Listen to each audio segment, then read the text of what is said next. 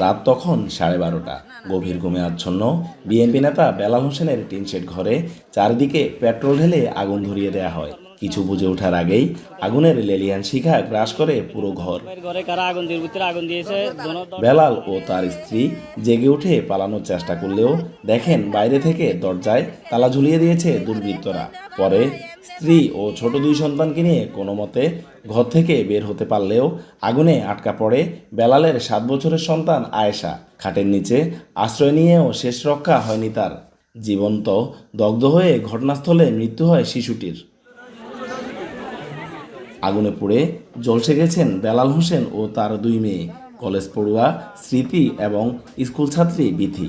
স্থানীয়রা তাদের উদ্ধার করে সদর হাসপাতালে নিলেও অবস্থার অবনতি হওয়ায় স্মৃতি ও বিথিকে দ্রুত ঢাকা বার্ন ইউনিটে পাঠানো হয়। চিকিৎসকরা জানান স্মৃতির শরীরের 80% এবং বিথির শরীরের 30% পুড়ে গেছে। তাদের অবস্থাও আশঙ্কাজনক। এক সাইডে যে আশ্রয় নিচ্ছে কিন্তু দুইটা বাইর করতে পারছে। পুরা ঘরের তৎক্ষণাৎ আগুন লেগে গেছে। পুরা মানে 5 মিনিটের মধ্যে পুরো ঘর জ্বলে যায়।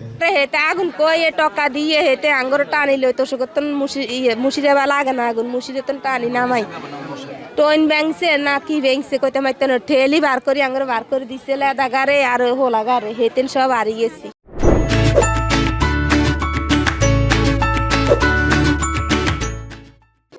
এই নৃশংস হত্যাকাণ্ডের খবর ছড়িয়ে পড়লে ফুঁসে ওঠেন এলাকাবাসী। শনিবার সকালে শত শত মানুষ মানববন্ধনে অংশ নিয়ে দোষীদের দ্রুত গ্রেপ্তার ও দৃষ্টান্তমূলক শাস্তির দাবি জানান।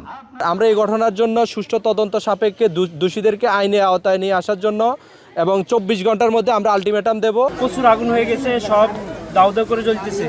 পর আমরা ফায়ার সার্ভিসে কল দিছি, ফায়ার সার্ভিস আপনার আস্তে আস্তে কিন্তু সময় লেগে গেছে, আস্তে আস্তে ঘর পুরা শেষ।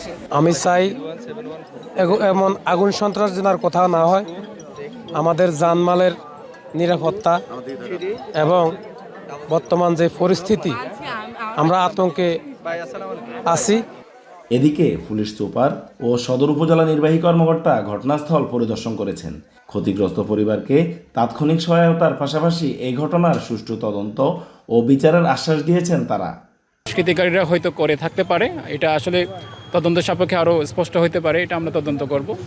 আর প্রাথমিকভাবে সরকারিভাবে আমরা এই যারা এখানে ক্ষতিগ্রস্ত হয়েছে তাদেরকে আমরা সরকারিভাবে যে আর্থিক সাহায্য এবং শুকনো খাবার এবং শীতবস্ত্র আমরা তাদেরকে সহযোগিতা দিয়েছি।